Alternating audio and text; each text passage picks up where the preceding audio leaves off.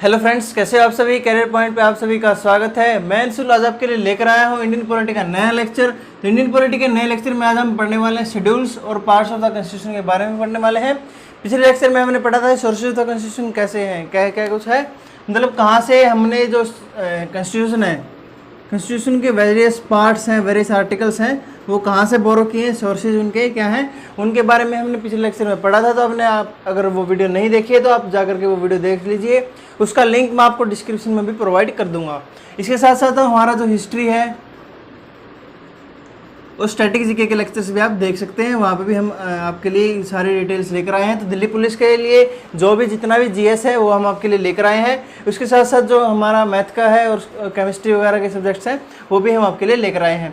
तो चलिए आज का लेक्चर हम स्टार्ट कर लेते हैं। अगर आपने चैनल पर सब्सक्राइब नहीं किया है तो चैनल को सब्सक्राइब कर लीजिए, बेल आइकन को हिट कर लीजिए और हमारी वीडियो को लाइक कर दीजिए, शेयर कर दीजिए, ताकि ज़्यादा से ज़्यादा बच्चों तक ये वीडियो हमारी पहुँच सके।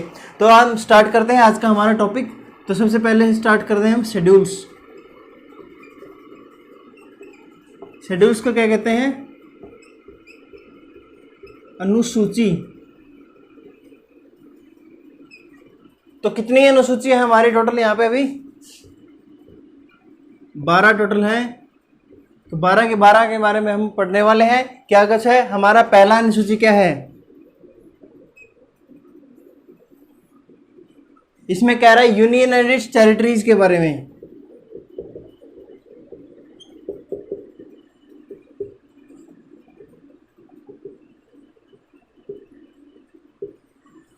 तो यूनियन और इसकी टेरिटरी यानी कि इंडिया और उसके कितना क्या कुछ बाउंड्री वगैरह आती हैं, सभी के बारे में क्या है, कहाँ डिफाइन किया गया है। हमारे फर्स्ट शेड्यूल में डिफाइन किया गया है यूनियन एंड इट्स टेरिटरीज के बारे में। हमारी जो सेकंड शेड्यूल है, सेकंड शेड्यूल में क्या बताया गया है? सेकंड शेड्यूल में बताया गया है provisions regarding salary allowances emoluments of president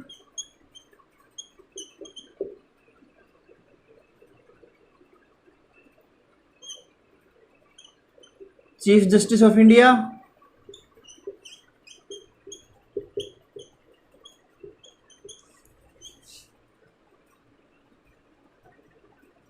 इसके साथ साथ जो जजेज हैं, जजेज of supreme court and high courts और अटॉर्नी जनरल ऑफ इंडिया,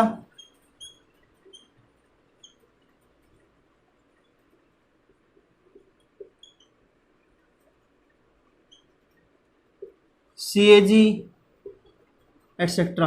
जितनी भी ये बड़ी बड़ी पोस्ट है, प्रेसिडेंट की होगी, चीफ जस्टिस की होगी, जज की होगी, सुप्रीम कोर्ट हाई कोर्ट की, अटॉर्नी जनरल ऑफ इंडिया होगी, सीएजी होगी, तो जितने भी सभी पोस्ट हैं इनके जितने भी अलाउंसेस होंगे, क्या कुछ सैलरी होगी, क्या कितने अलाउंसेस मिलेंगे, क्या एमोल्यूमेंट्स मिलेंगे और क्या क्या प्रिविलेजेस बेनिफिट्स मिलेंगे, उन सब के बारे में कहाँ डिफाइन किया गया है हमारे जो सेकंड आर्टिकल, सेकंड जो हमारा शेड्यूल है। तो सेकंड शेड्यूल में हमें ये डिफाइन किया गया है। तो यहाँ तक दो चीज़ें नोट कर लीजिए। हम बढ़ते हैं हमारे थर्ड शेड्यूल की ओर। तो इसमें कुछ समझाने का है नहीं कि बीच में क्या क्या सैलरी वगैरह क्या क्या कैसे क्या कुछ प्रोविजंस मिले हैं, तो इसका मतलब समझाने की आपको जरूरत है नहीं। जितने भी सैलरी है, तनख्वाह वगैरह है, अलाउंसेज है, तो भत्ते वगैरह है, तो उन सब के बारे में कहाँ दिया गया? आर्टिकल नंबर हमारा जो शेड्यूल है सेकंड शेड्यूल में दिया गया है। और फर्स्ट शेड्यूल में हमारे जो यूनियन है, हमारा यूनियन है जो इंडिया है, यूनियन ऑफ इंडिया है, और उसकी जितनी भी टेरिटरी है, उसकी कितनी बाउंड्री वगैरह है, उन सब के बारे में कहाँ डिफाइन किया गया है? हमारा फर्स्ट जो शेड्यूल है उसमें डिफाइन किया गया है। चलिए यहाँ तक नोट कर लीजिए, स्क्रीनशॉट लीजिए। मैं अपने नेक्स्ट पॉइंट के ऊपर बढ़ता हूँ। यहाँ पे एक चीज़ और नोट कर लीजिए आप, यहाँ पे जो इसके साथ साथ हमें list of states and union territories, इसके बारे में भी कहाँ बताया गया है हमारा, क्योंकि ये क्या आता है? यूनियन और उसकी टेरिटरीज के अंडर ही आता है। तो लिस्ट ऑफ स्टेट्स और यूनियन टेरिटरीज के बारे में भी हमारा जो फर्स्ट शेड्यूल है उसमें बताया गया है। तो ये चीज़ आप नोट कर लीजिए, इसके साथ साथ पॉइंट आपको बना लीजिए। चलिए मैं अभी रफ कर देता हूँ यहाँ तक। तो हमारा जो थर्ड शेड्यूल है, थर्ड शेड्यूल में क्या कहा गया है? तीसरे अनुसूची में क्या कहा गया है? तीसरी अनुसूची में कहा गया है कि जो फॉर्म्स हैं ऑफ ओथ्स एंड अफर्मेशंस,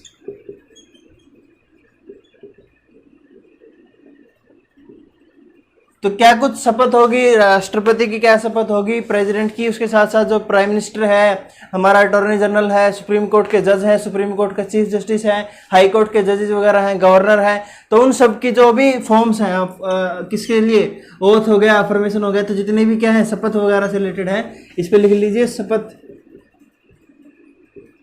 तो सबकी शपथ वगैरह कहाँ लिखी है, हमारी जो थर्ड शेड्यूल है, थर्ड शेड्यूल में हमारी शपथ और अफर्मेशन वगैरह के बारे में हमें डिफाइन किया गया है। हमारा जो फोर्थ है, फोर्थ आर्टिकल क्या कह रहा है, फोर्थ हमारा शेड्यूल, सॉरी, तो फोर्थ शेड्यूल में कह रहा है कि एलोकेशंस ऑफ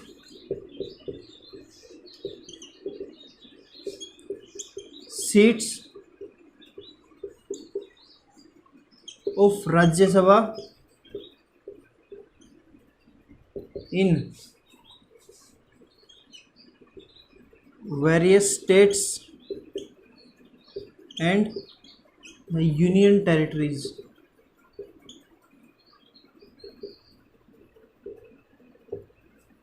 तो स्टेट्स में और जो यूनियन टेरिटरीज है उसमें राज्यसभा में किस स्टेट में किस यूनियन टेरिटरी में कितनी क्या कुछ क्या होंगी सीट्स होंगी, उसके एलोकेशन के बारे में कहाँ बताया गया है।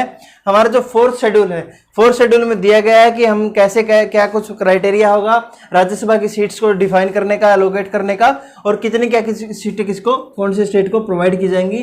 तो ये सब के बारे में क्या कहा दिया गया हमारा जो आर्टिकल नंबर फोर्थ है, जो अनुसूची है, चौथी अनुसूची शेड्यूल फोर्थ, इसमें क्या दिया गया है हमारा जो एलोकेशन है सीट्स की, वो उसके बारे में हमें डिफाइन किया गया है।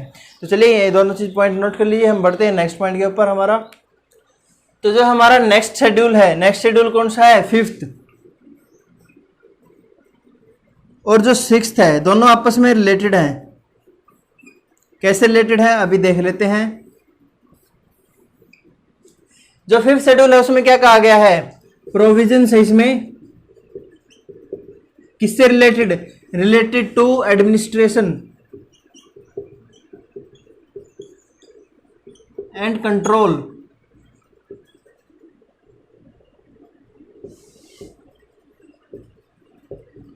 of the tribal areas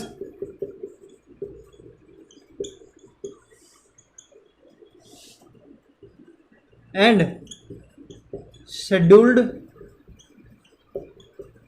tribes, यानी कि जो ट्राइबल एरिया है, जनजातीय इलाके हैं, और उसके साथ साथ जो अनुसूचित जनजातियां हैं उनके बारे में क्या है, कैसे एडमिनिस्ट्रेशन होगा उन एरियाज का, क्योंकि उनको क्या है, उनको अलग रखा जाएगा, उनका अलग कल्चर होगा, उनका अलग क्या होगी, आर्ट होगी, अलग लैंग्वेजेस वगैरह होंगी, और अलग क्या होगा, उनका कल्चर होगा।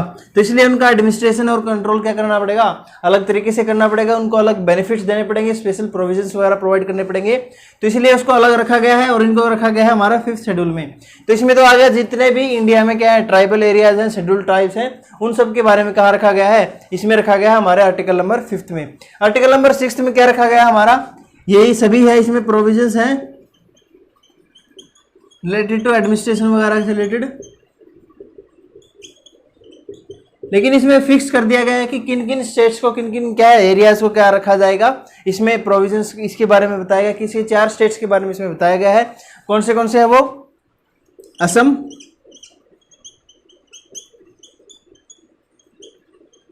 मेघालय, त्रिपुरा एंड मिजोरम। तो यहाँ के जितने भी ट्राइबल हैं या फिर शेड्यूल्ड हैं, ट्राइबल एरियाज, शेड्यूल्ड ट्राइब्स, तो इन सब के बारे में कहा दिया गया है हमारा आर्टिकल नंबर 6 में। तो इसमें तो जो भी आर्टिकल है असम, मेघालय, त्रिपुरा और मिजोरम के जो भी ट्राइबल एरियाज हैं, शेड्यूल्ड एरियाज हैं, उन सब का एडमिनिस्ट्रेशन कंट्रोल कहाँ से होगा, वो होगा हमारे आर्टिकल नंबर 6 जो हमारा शेड्यूल है, छठा शेड्यूल, छठी अनुसूची के अकॉर्डिंग जो प्रोविजंस दिए गए हैं, जो कानून वगैरह दिए गए हैं, जो प्रावधान दिए गए हैं, उनके अकॉर्डिंग एडमिनिस्ट्रेशन होगा हमारा ट्राइबल एरिया, शेड्यूल्ड ट्राइब्स का, जिनसे असम, मेघालय, त्रिपुरा और मिजोरम में प्रेजेंट है। लेकिन जो हमारा फिफ्थ है उसमें जितने भी बाकी सभी बच गए, पूरे इंडिया में जितने भी एडमिनिस्ट्रेशन डिफिनेशन है होगा ट्राइबल एरियाज का, शेड्यूल ट्राइब का, वो सब होगा हमारा जो शेड्यूल है 5th शेड्यूल 5वीं अनुसूची के अकॉर्डिंग हमारा वो होगा। तो उसमें जो भी प्रावधान दिए गए हैं उन सब के अकॉर्डिंग क्या होगा, तो जितने भी प्रावधान दिए गए हैं किसके अकॉर्डिंग, 5वीं अनुसूची के अकॉर्डिंग, उसमें होगा ट्राइबल एरिया जो हमारे क्या है अनुसूचित जनजातियां वगैरह हैं या फिर जो शेड्यूल्ड ट्राइब्स हैं उनके एरियाज के बारे में कैसे होगा, क्या कंट्रोल होगा, वो दिया गया हमारा 5th और 6th में दिया गया है। ये दोनों पॉइंट नोट कर लीजिए। बढ़ते हैं हमारे नेक्स्ट पॉइंट की ओर। तो चलिए बढ़ते हैं अभी हमारा 7th शेड्यूल की तरफ। इसको 7th ऐसे भी लिख सकते हैं। तो 7th शेड्यूल में क्या कहा गया हमारा, जो भी डिविजन्स हैं,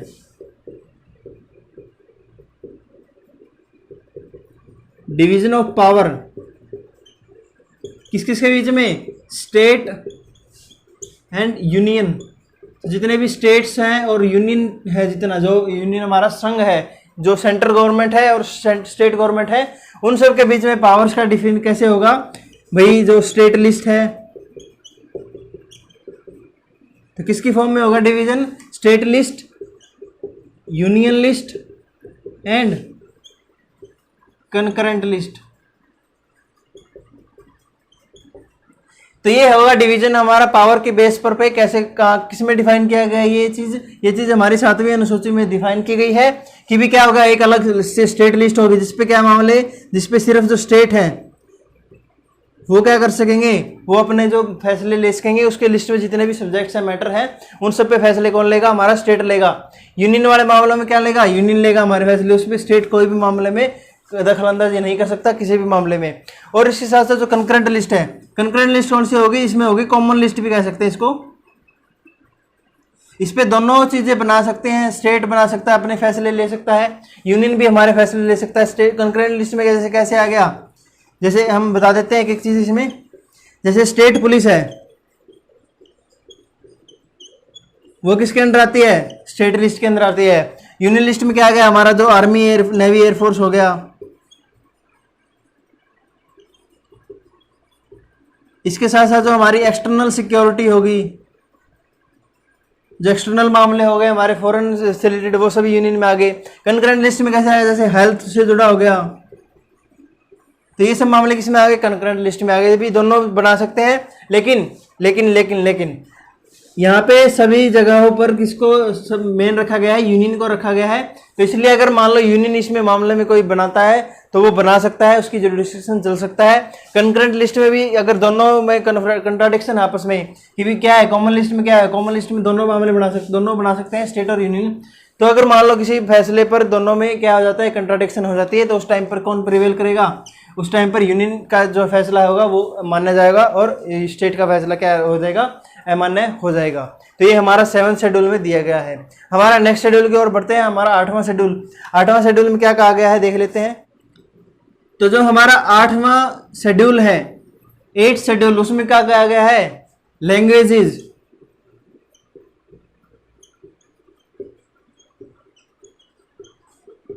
recognised by Indian constitution.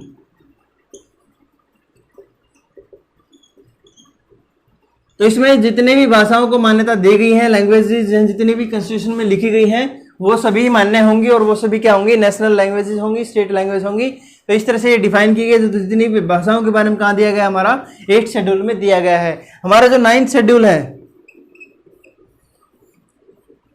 9th schedule में क्या दिया गया है, हमारा 9th शेड्यूल में दिया गया है कि भाई जो एक्ट्स हैं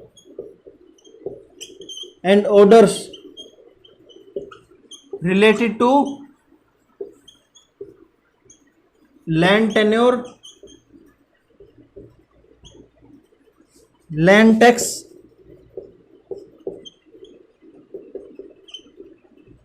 railways and industries। तो जमीन के टेन्योर से रिलेटेड, टैक्स से रिलेटेड, रेलवे हो गया, कोई भी रेलवे का कोई भी प्रोविजन है वगैरह है, एक्ट्स है, ऑर्डर्स हैं, और इंडस्ट्रीज वगैरह हैं जो उनके एक्ट्स हैं, ऑर्डर्स हैं, उन जो कहाँ डिफाइन किए गए हैं, वो सब डिफाइन किए गए हैं हमारा 9th अनुसूची में, 9th शेड्यूल में। तो ये सब पॉइंट आप नोट कर लीजिए। अभी हमारे लास्ट के 2-3 बच गए हैं, उनके बारे में देख लेते हैं। यहाँ तक आप स्क्रीनशॉट ले लीजिए, नोट करना है नोट कर लीजिए। ये पॉइंट्स कैसे कैसे कैसे काफ़ी इंपॉर्टेंट है। और जैसे मैं लिखवा रहा हूँ वैसे आप लिखिए, आपको याद रखने में काफ़ी आसानी होगी। और ये शेड्यूल्स में पूछा जाता है, कई बार पूछा जा चुका है कि भाई कौन सा शेड्यूल में क्या, वैसे जैसे लैंग्वेज पूछा जाता है कि हमारी जो लैंग्वेजेस वगैरह डिफाइन की गई हैं कॉन्स्टिट्यूशन में, वो कौन सी अनुसूची में डिफाइन की गई है, कौन सी शेड्यूल में डिफाइन की गई है। तो इस तरह से आपको डायरेक्ट क्वेश्चन यहाँ से पूछे जा सकते हैं। एक एक नंबर के क्वेश्चन काफ़ी इंपॉर्टेंट हो जाते हैं यहाँ पे, और काफ़ी क्या है काफ़ी बार पूछे जाते हैं, काफ़ी क्या है बार आते हैं क्वेश्चन इससे। तो ये इंपॉर्टेंट टॉपिक्स हैं, काफ़ी आप याद कर लीजिए। यहाँ मैं स्क्रीनशॉट ले लीजिए, मैं यहाँ तक क्या कर देता हूँ, इरेज कर देता हूँ। चलिए नेक्स्ट हमारा पढ़ते हैं। नेक्स्ट हमारा कौन सा है, 10th शेड्यूल। तो 10th शेड्यूल में क्या दिया, प्रोविजंस दिए गए हैं रिलेटेड टू, किसके रिलेटेड, डिस्क्वालिफिकेशन। भाई किसी भी मंत्री को या फिर किसी भी मेंबर ऑफ पार्लियामेंट हो गया, लेजिस्लेटिव असेंबली हो गया, तो उस तरह से उनको डिस्क्वालीफाई किस बेस पे किया जा सकता है, on the ground of defection, दल बदली। तो जो भी दल बदलू होते हैं भाई, देखते हैं भाई हमारा क्या हो गया, इस पार्टी अगर मान लो उन्होंने किसी पार्टी से क्या कर लिया, इलेक्शन लड़ लिया, और उसके बाद देखते हैं कि वो इस पार्टी में क्या है, इस पार्टी की जीत नहीं हो सकती, सरकार नहीं बन सकती, तो क्या करते हैं अपना जो वोट वगैरह का अपना जो क्या है, अब जहाँ से जीत कर आए हैं उसको क्या है दूसरी पार्टी में साथ मिल जाकर के मिल जाते हैं और उनके साथ सरकार बनाते हैं। इसको क्या कहते हैं, डिफेक्शन कहते हैं। और डिफेक्शन का क्या कहते हैं, दल बदली।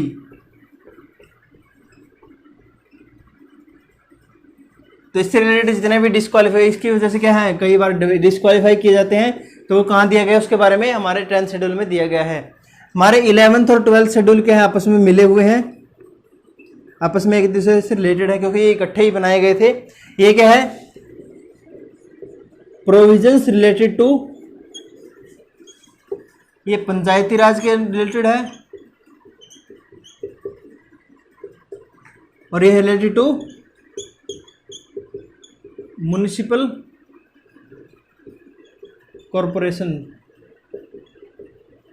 यानी ये अर्बन एरिया से रिलेटेड है। ये जो क्या है, रूरल एरियाज में पंचायती राज कैसे होगा और अर्बन एरिया में म्यूनसिपैलिटीज वगैरह कैसे चलेंगी, तो उन सब रिलेटेड क्या दिया है 11th और 12th शेड्यूल में हमारे दिया गया है। तो ये सब नोट कर लीजिए। हमारे नेक्स्ट पॉइंट के ऊपर बढ़ता हूँ मैं।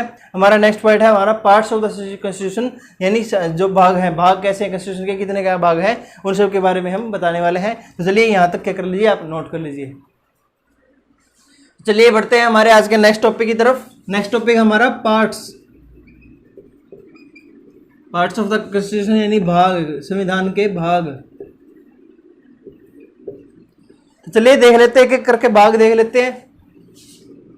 तो यहां लिखूंगा मैं पार्ट्स, यहां इससे रिलेटेड जो भी आर्टिकल्स हैं,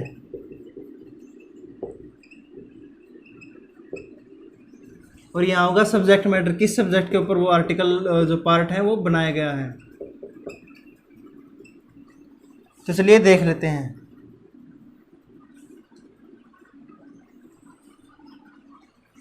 तो सबसे पहले हमारा आर्टिकल जो पार्ट 1 है, पार्ट 1 में क्या दिया गया, पार्ट 1 में आर्टिकल्स हैं related to 1 to 4।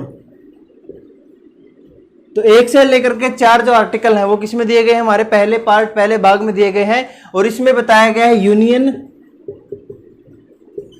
And it's territories के बारे में कहा बताया गया है। हमारा आर्टिकल नंबर 1 to 4 पार्ट 1 में बताया गया है। हमारा जो पार्ट 2 है, पार्ट 2 में आ गए हैं 5 से लेकर के 11 जो आर्टिकल हैं। तो इसमें दिया गया हमारा आर्टिकल्स 5 से लेकर के 11 पार्ट 2 में। इसमें बताया गया सिटीजनशिप के बारे में।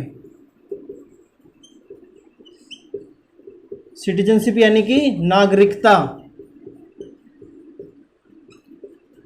तो नागरिकता से रिलेटेड जितने भी कानून हैं, एक्ट हैं, जितने भी रूल्स वगैरह रेगुलेशंस हैं, वो कहाँ दी गई हैं, आर्टिकल 5 से लेकर के 11 और क्या है पार्ट नंबर 2 में। तो आर्टिकल्स का मतलब क्या है, यहाँ पे अनुच्छेद।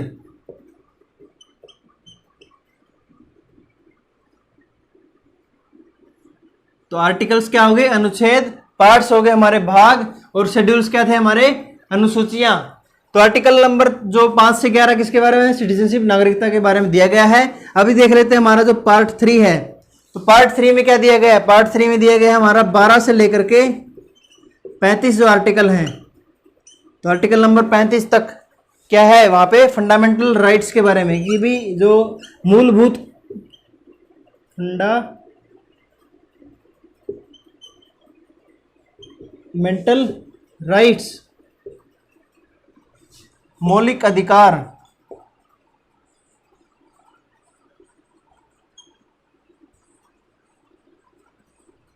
तो मौलिक अधिकारों के बारे में जो मूलभूत कानून मूलभूत जो हमारे अधिकार होते हैं कि इंसान के उसके बारे में कहाँ दिया गया है हमारे आर्टिकल नंबर 12 से 35 और हमारा जो पार्ट नंबर कौन सा आ गया उसमें पार्ट नंबर 3 में ये डिफाइन किया गया है। चलिए अभी नेक्स्ट फोर्थ देख लेते हैं।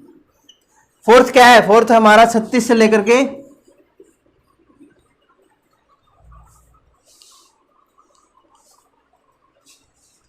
51 तक इसमें दिए गए हैं हमारे directive principles of state policy DPSPs.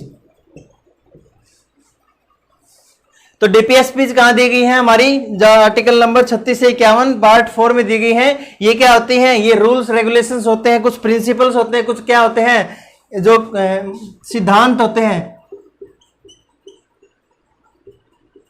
जिनके ऊपर काम करके सरकार क्या करती है? रूल्स बनाती है, रेगुलेशंस बनाती है, कोई भी एक्ट कोई भी कानून बनाती है। तो ये सब इनको ध्यान में रखते हुए जो डायरेक्टिव प्रिंसिपल्स है डीपीएसपीज हैं वो चीज़ ध्यान में रखते हुए जो सरकार है वो बनाती है और क्या है यही लागू किए जाते हैं बाद में। और हमारा आर्टिकल 5 जो हमारा भाग 5 है उसमें क्या दिया गया है? उसमें है एक ही आर्टिकल है 51A, ये अलग से बाद में जोड़ा गया था। ये है फंडामेंटल ड्यूटीज। तो पिछले लेक्चर में हमने बताया था फंडामेंटल ड्यूटीज कहां से लिया गया है, जल्दी से बताइए, कमेंट कीजिए हमारे सेक्शन में। तो फंडामेंटल ड्यूटीज कहां से ली गई है? ये ली गई है हमारी सोवियत यूनियन से, जो यूएसएसआर है, यूएसएसआर से ली गई है। तो इसमें क्या है कि जो फंडामेंटल राइट्स अगर आपके जरूरी हैं तो आपको फंडामेंटल ड्यूटीज भी कुछ जरूरी है। तो इन सब के बारे में आपको यहाँ पे जोर दिया गया है। जो फंडामेंटल राइट्स है वो कहां से लिए गए? हमारे यूएसए से लिए गए हैं।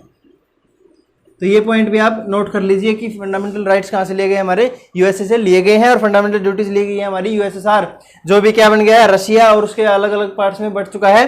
तो पहले इसको क्या कहते थे? सोवियत यूनियन कहते थे, यूएसएसआर कहते थे। वहां से हमने यहाँ फंडामेंटल ड्यूटीज जो है वो अडॉप्ट की हैं। तो यहाँ तक नोट कर लीजिए, मैं बढ़ता हूँ अपने अगले पॉइंट की ओर। तो नेक्स्ट है हमारा आर्टिकल जो पार्ट 5 है।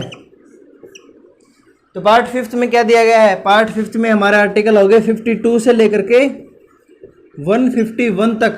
इसमें दिया गया है द यूनियन गवर्नमेंट के बारे में, जो यूनियन गवर्नमेंट होगी हमारी, सेंट्रल गवर्नमेंट होगी, उसके क्या कुछ पार्ट होंगे, उसके क्या कुछ भाग होंगे, उसमें क्या कुछ क्या है कंपोनेंट्स होंगे, उसके बारे में क्या कहाँ दिया गया है? हमारा आर्टिकल नंबर 52 से लेकर के 151 के बीच में आता है ये। और ये पार्ट हमारा 5th में डिफाइन किया जाता है। इसके बाद हमारा पार्ट 6 में क्या आता है? हमारा पार्ट 6 में आर्टिकल आते हैं 152 से लेकर के 237 तक ये पार्ट 5th में आता है। और इसमें दिया गया है यूनियन द स्टेट गवर्नमेंट्स के बारे में।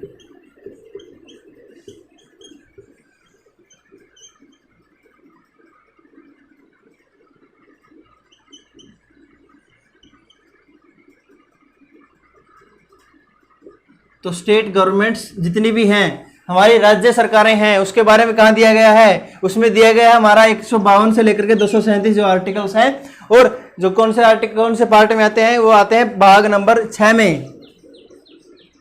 हमारा जो नेक्स्ट है हमारा 7th जो पार्ट है उसमें क्या दिया गया है? उसमें 238 से लेकर के 242 के बीच में क्या आते हैं? आर्टिकल्स आते हैं हमारे। और इसमें दिया गया यूनियन टेरिटरीज के बारे में।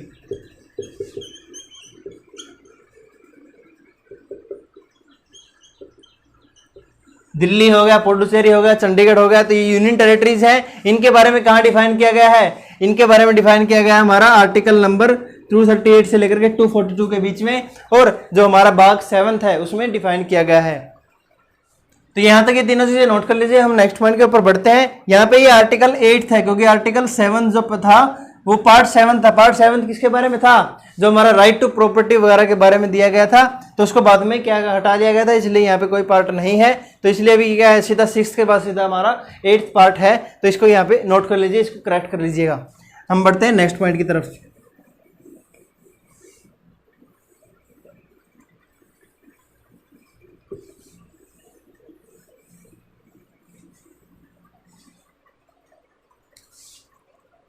तो हमारा नेक्स्ट पार्ट कौन सा है? नेक्स्ट पार्ट है हमारा 9th।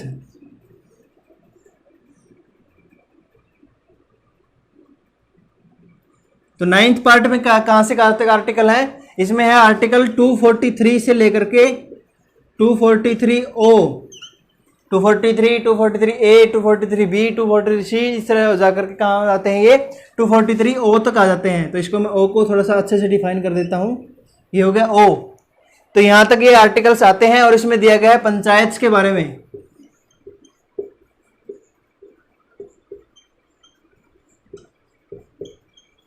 तो जो जो मैं यहाँ पे साथ में लिख रहा हूँ तो मतलब उनका साथ में कुछ ना कुछ मतलब है। जो हमारा पिछला था उसमें सभी आपस में रिलेटेड थे, यहाँ पे भी लिख रहा हूँ मैं, वो सभी आपस में रिलेटेड है। तो नेक्स्ट है हमारा पार्ट नंबर 9th ए और 9th बी। तो 9th ए में क्या है? 243 ओ के बाद क्या आ गया हमारा? पी से लेकर के 243 जेड जी, और यहाँ पे आ गया 243 जेड एच, जी के बाद आ गया एच से लेकर के 243 जेड टी। तो ये आर्टिकल हो गया हमारा 243। ये जो 9th है, 9th में क्या दिया गया? 9th ए में, 9th ए में दिया गया है हमारा म्युनिसिपैलिटीज के बारे में। और 9th बी हमारा 243 जेड एच से लेकर के जो जेड टी तक है उसमें दिया गया है द कोऑपरेटिव सोसाइटीज के बारे में।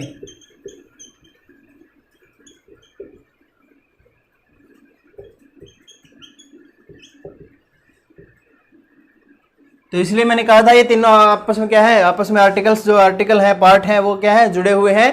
पंचायत राज हो गया, म्यूनिसिपैलिटीज होगी कैसे काम करेंगी, और जो कोऑपरेटिव सोसाइटीज है वो कैसे काम करेंगी, उन सब के बारे में डिफाइन किया गया हमारे आर्टिकल 9th ए और 9th बी के बारे में। यहाँ तक नोट कर लीजिए। हम बढ़ते हैं हमारे नेक्स्ट पॉइंट की तरफ। चलिए नेक्स्ट पॉइंट की तरफ बढ़ते हैं। हमारा नेक्स्ट है हमारा पार्ट 10, जिसमें दिया गया है 243 से लेकर के 243 तो पिछले में आ चुका है हमारा। यहाँ पे 244 से लेकर के 244 ए, और ये दिया गया है हमारा जो शेड्यूल्ड एंड ट्राइबल एरियाज हैं। जितनी भी अनुसूचित जातियां हैं, जनजातियां हैं, उन सब के जो एरियाज हैं, ट्राइबल एरियाज हो गए, ट्राइबल एरियाज और अनुसूचित जातियों के क्या हो गए? हमारे शेड्यूल्ड एरियाज हो गए। उन सब के बारे में डिफाइन किया गया है हमारा आर्टिकल नंबर 244 और 244 ए में। ये है हमारा पार्ट नंबर 10th में। हमारा पार्ट 11th क्या कह रहा है? पार्ट 11th में हमारा 245 से लेकर के 263 तक आर्टिकल हैं, वो क्या आते हैं? हमारे पार्ट 11th में आते हैं। और इसमें किस चीज़ के बारे में दिया गया है? इसमें दिया गया है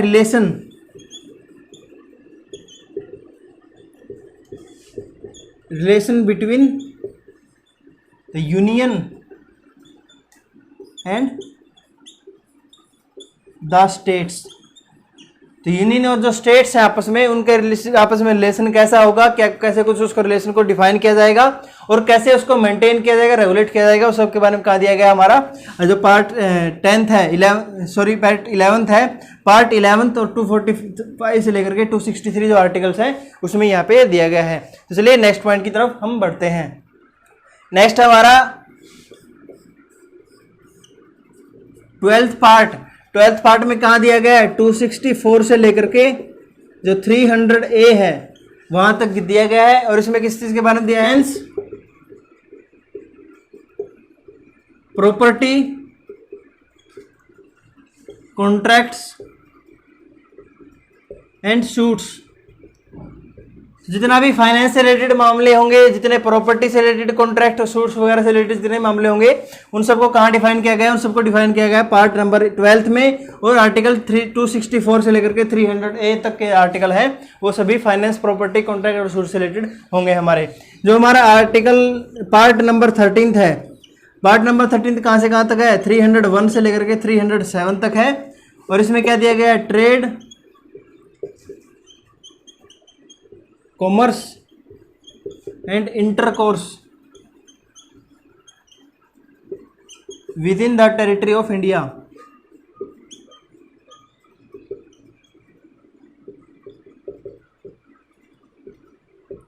तो इंडिया के अंदर, टेरिटरी के अंदर, बाउंड्री के अंदर जितना भी ट्रेड होगा, कॉमर्स होगा, इंटरकोर्स होगा, उन सब के बारे में क्या है, जो व्यापार वगैरह होगा उन सब के बारे में दिया गया है 301 से लेकर के 307 आर्टिकल तक। और इसमें आ जाता है हमारा 13th जो पार्ट है वो इसमें आता जाता है। हमारा नेक्स्ट पार्ट है, हमारा कौन सा है, हमारा है नेक्स्ट पार्ट है हमारा 14th पार्ट। तो इसमें 14th पार्ट में हमारा क्या दिया गया है, इसमें दिया गया है 308 से लेकर के 323 तक जितने भी आर्टिकल्स हैं वो सभी आते हैं हमारे आर्टिकल, जो पार्ट नंबर 4 है उसमें आते हैं। और इसमें डिफाइन की गई है services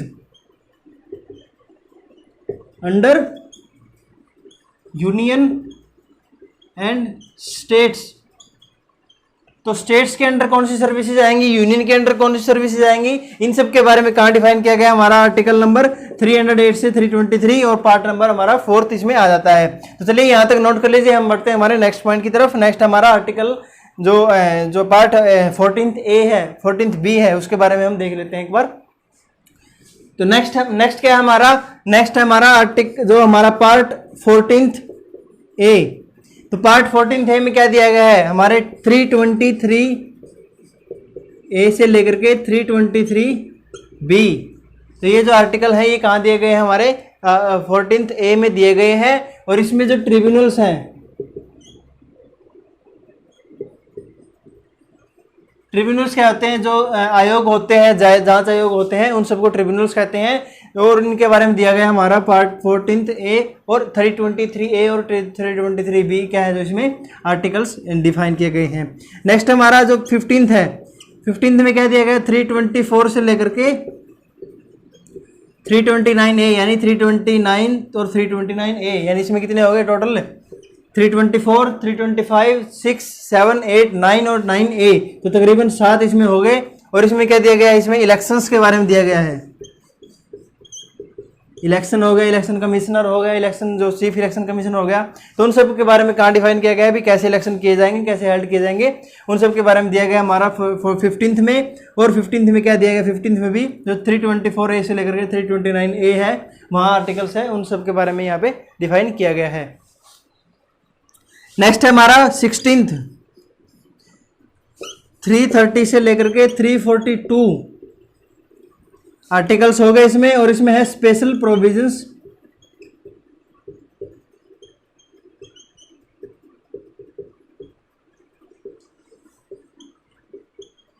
related to certain cases.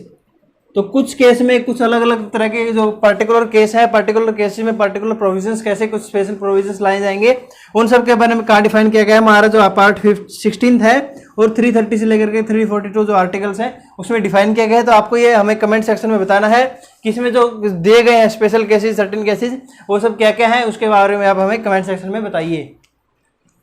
तो नेक्स्ट हमारा आ जाता है 17th। तो 17th में क्या दिया गया है, हमारे 343 से लेकर के जो 351 आर्टिकल है वो कवर किए जाते हैं हमारे जो पार्ट नंबर 17th है। और इसमें दिया गया है ऑफिशियली लैंग्वेजेस।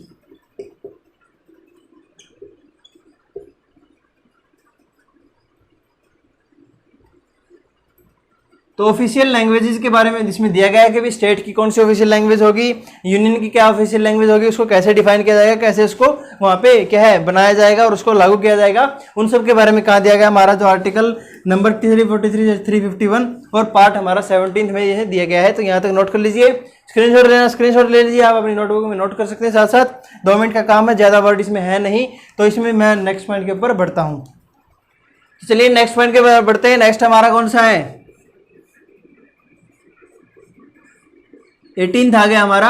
18th में कितना आ गया, 352 से लेकर के जो 360 है, इसमें क्या आ जाते हैं, emergency provisions, state emergency, national emergency, इसके साथ साथ जो फाइनेंशियल इमरजेंसी है उससे रिलेटेड जितने भी प्रोविजंस है उसमें क्या कहाँ दिया गया है, उसमें दिया गया है 352 से 360।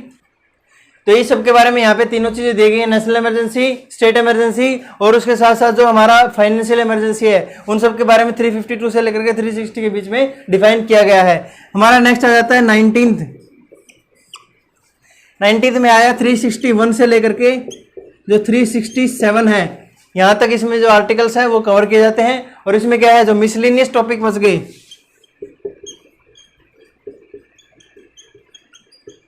जो ऊपर दिए गए हैं अभी तक 367 आर्टिकल तक आ चुके हैं। उनके अलावा अगर कोई भी टॉपिक बच जाता है तो उसको कहाँ डिफाइन किया जाएगा, हमारा जो 19th जो पार्ट है और 361 से लेकर के 367 आर्टिकल्स हैं उसमें इनको डिफाइन किया गया है। और मिसलेनियस यानी जो भी बच गए, एक्स्ट्रा बच गए, उसको कहाँ डिफाइन किया जाता है, पार्ट नंबर 19 में डिफाइन किया जाता है। हमारा पार्ट 20th क्या है, पार्ट 28 में आता है 368 आर्टिकल। तो 368 आर्टिकल क्या कहता है, अमेंडमेंट ऑफ द कॉन्स्टिट्यूशन के बारे में कहता है ये।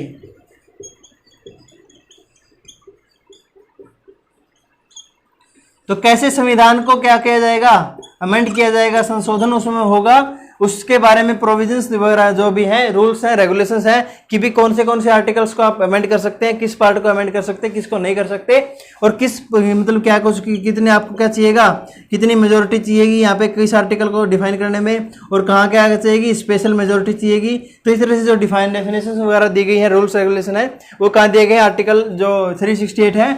और पार्ट हमारा 20th आ गया, उसमें दिया गया है अमेंडमेंट ऑफ द कॉन्स्टिट्यूशन, यानी सब संविधान है, संविधान संशोधन के बारे में कहाँ दिया गया है, हमारा पार्ट 20 आर्टिकल 368 में दिया गया है। तो चलिए नेक्स्ट पॉइंट के बढ़ते रहते हैं। हमारा लास्ट है, 2 आर्टिकल बच गए, 2 पार्ट बच गए हैं, उन सब के बारे में भी हम देख लेते हैं। तो नेक्स्ट हमारा कौन सा आ गया, 21st जो पार्ट है उसमें क्या दिया गया है, 369 से लेकर के 392 आर्टिकल्स आते हैं। और इसमें क्या दिया गया है, इसमें जो भी हमारे क्या हो गए प्रोविजंस हैं, कौन से, टेम्परेरी प्रोविजन हो गए, ट्रांजिशनल प्रोविजंस हो गए, और जो स्पेशल प्रोविजंस हैं वो कहाँ डिफाइन किए जाते हैं कि भी कुछ तरह का कोई भी अलग किसी स्टेट को अलग दर्जा देना है, स्पेशल दर्जा देना है, या कोई टेम्परेरी कानून बनाना है, ट्रांजिशनल कानून बनाना है, तो उस तरह से रिलेटेड जितने भी प्रोविजन है, प्रावधान है, वो कहाँ दिए गए हैं, हमारे जो 21st जो पार्ट है और 369 से 392 जो आर्टिकल्स हैं उसमें इसको डिफाइन किया गया है। इसमें आपको 370 भी आर्टिकल जो था हमारा पिछले साल, जिसको क्या है 5 अगस्त को रिपील कर दिया गया था, वो किसके बारे में था, जम्मू एंड कश्मीर के बारे में था ये। तो ये भी कहाँ दिया गया था, हमारा स्पेशल प्रोविजन है, कहाँ किसके रिलेटेड, जम्मू कश्मीर से रिलेटेड, वो 370 में दिया गया था, उसको अभी रिपील कर दिया गया है। इसके बाद आ जाता है हमारा, इसके बाद लास्ट हमारा बच जाता है 22nd जो पार्ट है, इसमें डिफाइन किया गया है 393 से 390 जो 5 आर्टिकल्स हैं। और इसमें टॉपिक क्या दिया गया है, इसमें टॉपिक दिया गया है